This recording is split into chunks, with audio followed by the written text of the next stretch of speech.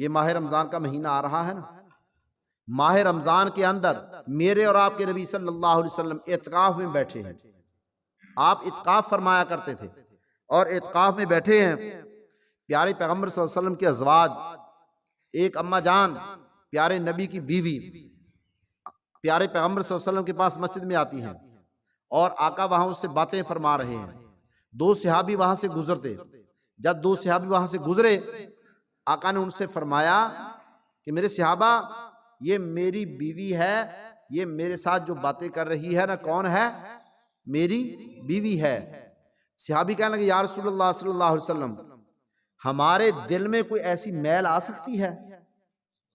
ہمارے دل میں ایسی کوئی بات بھلا آ سکتی ہے؟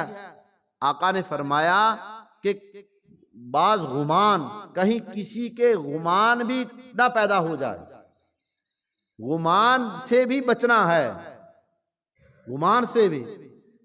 تو پیارے پیغمبر صلی اللہ علیہ وسلم ہمیں یہ ہدایت دے کر کے گئے ہیں کہ جہاں کوئی ایسا خدشہ ہو اس کو بھی ظاہر کر دو کہ کسی کے دل میں کوئی گمان بھی نہ آ جائے۔ ان بعض الظن اسم، بعض گمان کیا ہوتے ہیں؟ گناہ ہوتے ہیں۔ ہم تو ویسے ہی کسی کے بارے میں کہہ دیتے ہیں کہ وہ جی وہاں سے گزرا، شاید وہ اس نے کوئی چوری کر لی ہو، یہ وہاں سے گزرا یہ ہو گیا، شاید اس نے یہ کر لیا ہو، شاید یہ کر لیا ہو، یہ گمان۔ اللہ نے قرآن میں فرمایا ان بعض الظن اسم، یہ تمہارا گمان کر لینا یہ کیا ہے؟ گناہ ہے۔ جب تک تمہیں تحقیق نہیں ہے اس وقت تک تم نے کسی پر کوئی بات ایسی نہیں کرنی۔ ان بعض الظن اسم ولا تجسسوا، کوئی جاسوسی نہ کرے۔ ہم تو ٹو میں رہتے ہیں کہ اس کا پتہ کریں، اس کا پتہ کریں۔ اللہ نے کیا فرمایا؟ ولا تجسسوا، کوئی کسی کی جاسوسی نہ کرے۔ بہت بڑا گناہ ہے کسی کے ٹو میں رہنا، کسی کی باتیں کرنا، جس کا علم ہی نہیں ہے اس کے بارے میں ایسے ہی یہ ہو گیا ہوگا، وہ ہو گیا ہوگا۔ ولا تجسسوا، اللہ نے فرمایا ولا یغتب بعضکم بعضا، بعض کی کوئی بعض غیبت نہ کرے۔ اللہ کیا فرما رہے ہیں؟ غیبت نہ کرے۔ اور ہمارا کیا کام ہے؟ ہم جب بھی کسی سے ملتے ہیں کسی کی کیا کرتے ہیں؟ غیبت ہی کرتے ہیں۔ تو اللہ قرآن میں روک رہے ہیں۔ پیارے پیغمبر صلی اللہ علیہ وسلم نے کیا فرما رہے ہیں؟ فرمایا کہ الغیبت اشد من الزنا، زنا سے بھی زیادہ گناہ ہے۔ غیبت سے بچ جاؤ اور چوریوں سے بچ جائیں، حسد سے بچ جائیں، غیبت سے بچ جائیں، کسی کی ٹو لگانے سے بچ جائیں، اپنے آپ کو صاف کریں، اللہ سے معافی مانگ لیں۔ آج وقت ہے، آج مہلت ہے، اللہ کا دروازہ رحمت کا کھلا ہے، توبہ کا دروازہ کھلا ہے۔ جو آدمی توبہ کر لیتا ہے اللہ پاک فرماتے ہیں وہ بندہ ایسا ہو جاتا جیسے اس نے گناہ کیا ہی نہیں۔ پیارے پیغمبر صلی اللہ علیہ وسلم نے فرمایا التائب من الذنب کمن لا ذنب له، گناہ سے توبہ کرنے والا، گناہ سے معافی مانگنے والا ایسا ہو جاتا ہے جیسا اس نے گناہ کیا ہی نہیں۔ کتنی اللہ کی رحمت ہے۔ آج ہمارے پاس وقت ہے، توبہ کر سکتے ہیں، گناہ سے معافی مانگ سکتے ہیں۔ جو آدمی فوت ہو جائے ہم تو اس کو بھی نہیں چھوڑتے، ہم تو اس کی بھی غیبت کرتے ہیں، اس میں یہ نقص تھا، اس میں یہ تھا، وہ تھا۔ اگر اس کو اللہ نے معاف کر دیا اس کا معاملہ اللہ کے ساتھ ہے۔ فرمایا جو فوت ہو جائے اس کی اچھائیاں دیکھو، اس میں یہ نیکی تھی، وہ نمازی تھا، وہ لوگوں سے محبت کرتا تھا، اس میں یہ، ان کی خوبیاں تلاش کریں۔ اس کی کیا کرنی چاہیے؟ خوبیاں تلاش، اور کسی کے عیب تلاش نہیں کرنے چاہیے۔ یہ بہت بڑا آج جو ہے مسلمان اسی گھاٹے میں جا رہا ہے، کبھی کسی کی غیبت کر دی، کسی کی چغلی کر دی۔ تو یہ غیبت، یہ چغلی فرمایا بہت بڑا کیا ہے؟ گناہ ہے۔ بعض الظن اسم ولا تجسسوا، کوئی کسی کی جاسوسی نہ کرے۔ ولا یغتب بعضکم بعضا، کوئی کسی بعض کی بعض غیبت نہ کرے۔ ایحب احدکم ان یاکل لحم اخیہ میتا فکرہتموہ، اللہ پاک فرماتے ہیں اپنے مرے ہوئے بھائی کا گوشت، مردار بھائی کا گوشت کھانا تم میں سے کوئی پسند کرتا ہے؟ فَكَرِهْتُمُوهُ، تم ناپسند سمجھتے ہو، کراہت کرتے ہو، کوئی مرے ہوئے بھائی کا گوشت کھانے کے تیار ہے؟ فرمایا جو کسی کی غیبت کرتا ہے وہ ایسے ہے جیسے مردار بھائی کا گوشت کھا رہا ہے۔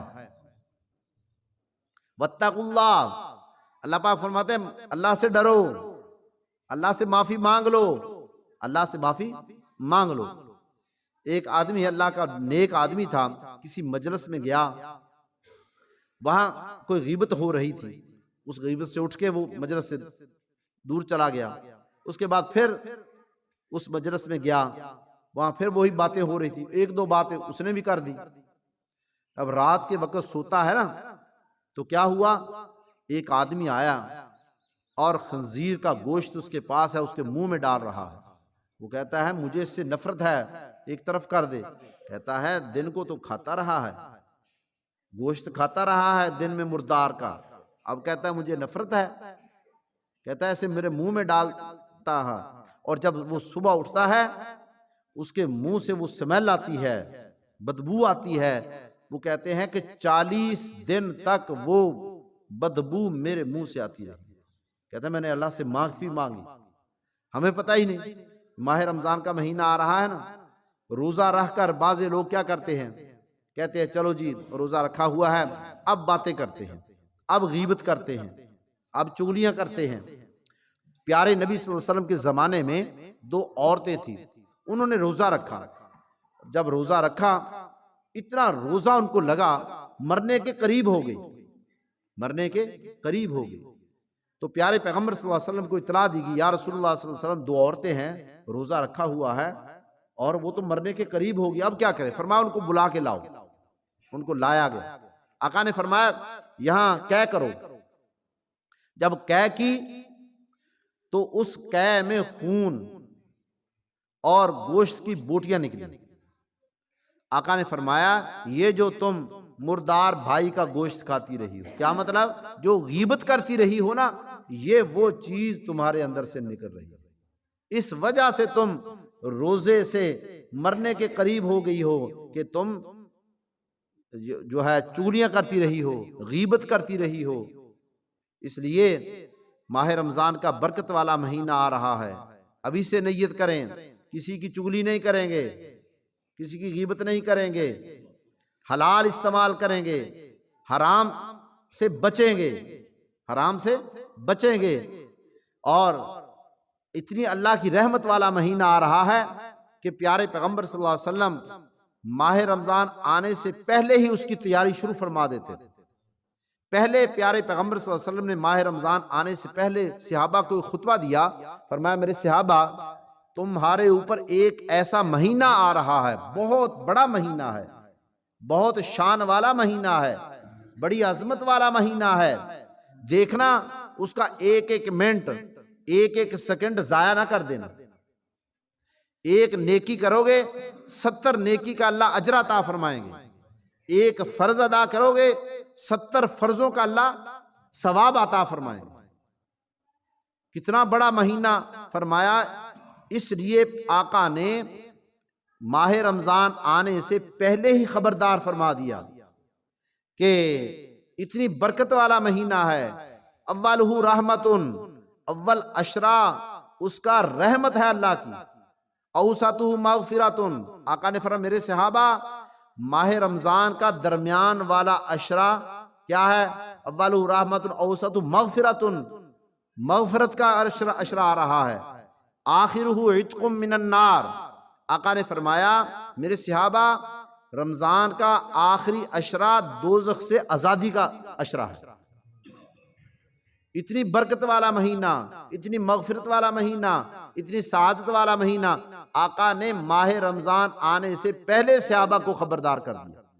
یعنی یہ پیارے نبی کی سنت ہے کہ ماہ رمضان آنے سے پہلے خبردار کر دینا کہ لوگو ماہ رمضان کا مہینہ آ رہا ہے، تیاری کر لو، کہیں اس کا ایک ایک منٹ، ایک ایک گھنٹہ، ایک ایک سیکنڈ ضائع نہ ہو جائے۔ ایک نیکی 70 نیکی کا اجر رکھتی ہے، اور جو آدمی کسی کا روزے دار کا روزہ کھلوا دیتا ہے، روزے دار جتنا ثواب اللہ اس کو عطا فرما دیتا ہے۔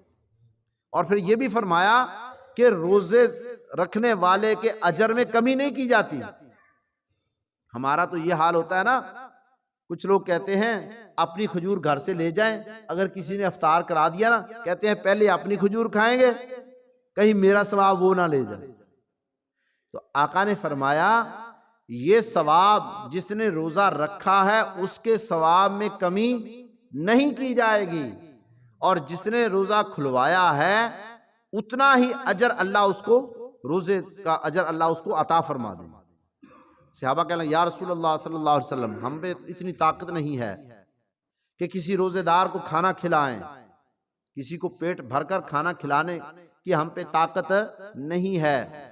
تو آقا نے فرمایا صلی اللہ علیہ وسلم، آقا نے فرمایا میرے صحابہ، کوئی روزے دار کا ایک کھجور سے روزہ افطار کرا دے پھر بھی اللہ اتنا اجر عطا فرماتے ہیں، ایک گھونٹ پانی پلا دے اللہ اتنا اجر عطا فرماتے ہیں جتنا روزے دار کو اللہ عطا فرماتے ہیں، ایک لسی کی گھونٹ پلا دے اللہ۔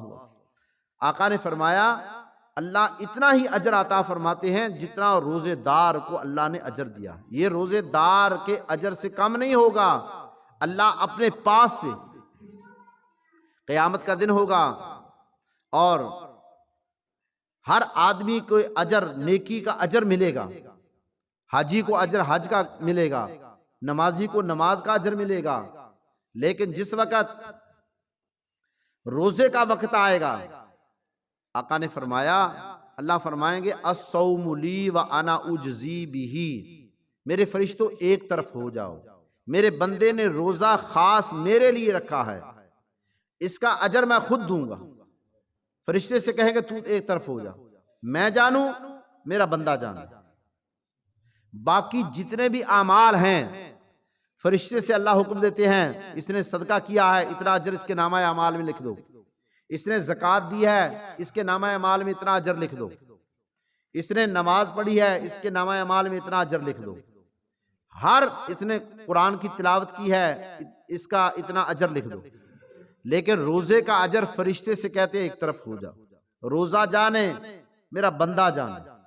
کیوں کہ روزہ ایک ایسی عبادت ہے، حج آدمی کرتا ہے اس کو لوگ دیکھتے ہیں اس نے حج کیا ہے، آدمی نماز پڑھتا ہے اس کو لوگ دیکھتے ہیں یہ نماز پڑھ رہا ہے، قرآن پڑھنے والے کو لوگ دیکھتے ہیں، نیکی کرنے والے کو لوگ دیکھتے ہیں، لیکن روزہ دار جب خود نہ بتائے کہ میرا روزہ ہے کسی کو پتہ نہیں چلتا۔ پھر دیکھو کہ روزے دار کے پاس کتنے آپشن ہوتے ہیں، اپنے گھر میں اکیلا بیٹھا، پانی اس کے پاس ہے لیکن نہیں پیتا، کھانا اس کے پاس ہے لیکن نہیں کھاتا۔